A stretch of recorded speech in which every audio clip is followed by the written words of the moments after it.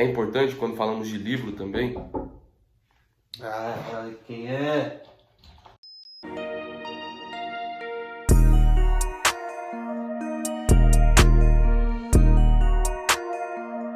Paz do Senhor Jesus, meus irmãos, estamos começando mais um Pode Conversar e hoje estou aqui com um convidado muito especial, estou com o Lucas Andrade, um dos seminaristas aqui do seminário Promessista. Inclusive, eu gostaria de agradecer pela presença do Lucas aqui no meu canal. Eu vou deixar o link do canal dele aqui embaixo na descrição para vocês ir lá e curtir o canal dele e se inscrever também. Aproveitando essa deixa, quero que vocês comentem aqui no meu canal também algumas perguntas sobre a teologia para jovens que vocês acham interessantes de saberem. Olá pessoal, é um prazer estar aqui no canal do Nicolas. Fico muito feliz e honrado de estar aqui para poder falar um pouquinho sobre teologia, que é algo que eu amo, que quando eu conheci, a partir do momento que eu conheci, já não havia outra coisa que tomasse o meu coração tanto quanto a teologia. Então é uma felicidade imensa poder vir aqui falar sobre teologia, sobre Bíblia, sobre livros. Então, para a gente iniciar esse Pode Conversar, como vocês sabem, o vídeo do Pode Conversar não é muito longo. Então a gente vai fazer 5 perguntas aqui, a gente vai entender um pouco sobre como que a teologia funciona para jovens. Indo para a primeira pergunta,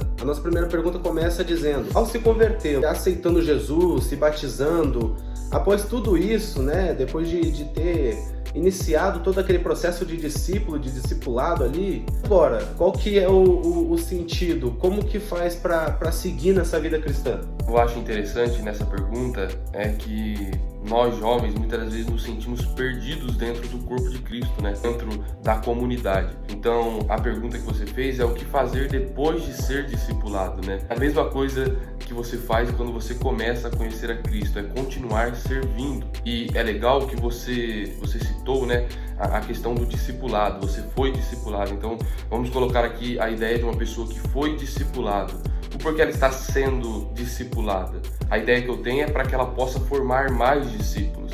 Um livro que traz bastante essa ideia é do Tony Payne, né, e Colin Marshall, que ele vai trazer a ideia de que discípulos fazem discípulos. Somente discípulos são capazes de formar discípulos. Então, eu acredito que, acima de tudo, você deve carregar no seu coração o desejo e o anseio de continuar formando discípulos. E se você tiver esse desejo e anseio, e com uma boa liderança, eles irão conseguir direcionar os seus passos para que você forme discípulo naquele ministério ao qual Deus designou a você. Então tenha em mente que o nosso propósito, a nossa grande missão é a mesma missão que foi dada aos discípulos, né? A grande comissão de Lucas. Então a ideia é ir e fazer discípulos, Essa é a ideia principal para você se achar no corpo de Cristo, para você servir a igreja de forma verdadeira e veemente, né? Um ciclo ali que tu segue, onde tu primeiramente é discipulado e após isso tu continua seguindo aquele ciclo onde após ser discipulado tu sabe como funciona, porque tu foi formado através disso, então tu vai se tornar um discipulador e nisso tu vai formar mais discípulos e assim seguindo, aqueles discípulos que tu formou vão se tornar discipuladores, eles vão formar discipuladores e assim vai e assim continua, né? Indo para nossa segunda pergunta, a gente diz assim: na busca de um relacionamento mais forte com Deus, existem diversos momentos em que jovens como a gente sente um desânimo, né? Um desânimo muito forte, onde a gente fica se questionando de algumas coisas que acontecem na nossa vida. Buscar ânimo nas escrituras, né? Como a gente sabe que já é algo muito bom. E em diversos livros, é uma forma da gente buscar esse ânimo? Como você disse, né? Eu acredito que nenhum de nós estamos isentos disso, do desânimo. Nós desanimamos mesmo, mas como Paulo diz, né? Desanimados, mas não abatidos. Então nós temos que ter a ideia que as Escrituras, ela é sem dúvidas a principal, não apenas ferramenta, mas a principal regra, né? Como nós consideramos também esse princípio importante, que é do Catecismo de Westminster, mas nós consideramos que isso provém das Escrituras mesmo. Ter as Escrituras como a nossa regra, né? de prática e de confiança, de fé e prática. Então, as Escrituras, sem dúvidas, é o nosso alimento, é o alimento para um coração desanimado, é o alimento para um coração abatido. Sem dúvida, as Escrituras, os Salmos, todos os livros, todas as cartas, sem dúvidas, são aquelas que são capazes de trazer conforto para a nossa alma. É importante, quando falamos de livro também, saber que todos os livros, ou pelo menos aqueles que são fiéis às Escrituras, eles possuem a sua fonte sendo a Escritura, né? Então nós temos que entender que as Escrituras é o livro mais importante que possuímos, é a palavra de Deus. Então nós temos que ter isso em mente. E tendo isso em mente, nós saberemos que aqueles autores que confiam em Deus, que servem a Deus, que servem a igreja, estão produzindo para a glória de Deus. Eles não querem roubar a glória das Escrituras, não. Eles querem também, através dos seus livros, dos seus escritos, direcionar a Deus, ajudar os cristãos em determinadas áreas específicas, né? Tem uma frase muito legal que é do Charles Spurgeon, que ele diz que nós devemos ler muitos livros, né? Devemos passear por muitos livros, mas devemos viver na Bíblia. Então essa frase eu acho que define muito o nosso relacionamento com a Bíblia e com os livros, né? Lucas, ele é um grande amante de livros, né? Ele tem diversos livros, né? Ele cita bastante por conta de tirar essas frases dos livros. E essas frases que ele fala, eu até me admiro bastante, porque são frases que impactam, né? Por exemplo, teve uma aquela que tu citou sobre a vaidade, né? Daquele cara que se admirou tanto no rio, que ele caiu no rio por conta do reflexo dele e acabou se afogando, né? Na vaidade dele. Isso foi uma das coisas que tu me falou que eu realmente guardei pra mim, porque é uma frase que eu gostei, cara. É entender o valor dos livros, né? Os livros são valiosos pra gente. Então, o livro ele é capaz de consolar, ele é capaz de instruir, ele é capaz de muitas coisas. Naquilo que ele se propõe a fazer, aquilo que o autor se propõe a fazer, desde que seja algo que seja fiel às Escrituras e algo bom. Então, com certeza, o livro, como a pergunta se propõe a ser respondida, o livro também é um consolo para um coração desanimado. Depende do livro, né? Então, veja bem o que você lê. Partindo para a nossa terceira pergunta, ao estudar a teologia, a gente sabe que conhecendo e aprendendo diversas coisas, aprendendo ensinamentos, conhecimentos, né, que a gente nunca tinha visto na vida, até mesmo coisas que as pessoas não sabem, né, ainda, como que a gente faz para manter a nossa humildade diante dessa busca de conhecimento profundo que a gente tem? Acho que essa é uma das áreas que nós que estudamos teologia somos muito atacados, vamos dizer assim. Talvez não chegue a ser ataques tão dolorosos ao ponto de nos fazer desistir, mas são coisas que devemos realmente pensar, porque é uma verdade, mas também eu acredito que é uma linha ali que devemos pensar bem. Eu acredito que para mantermos a humildade, nós precisamos estar no lugar onde todos os teólogos ou aqueles que se tornaram arrogantes nunca deveriam ter saído, que é aos pés da cruz. Tem uma frase, eu não me recordo do autor, mas ele diz que devemos nos manter aos pés da cruz, pois neste lugar, neste ambiente, a arrogância ela não sobrevive, a arrogância ela não é alimentada, é aos pés da cruz. E essa frase é profunda porque traz a ideia, né, do que Filipenses trata também, da humildade do nosso Senhor Jesus.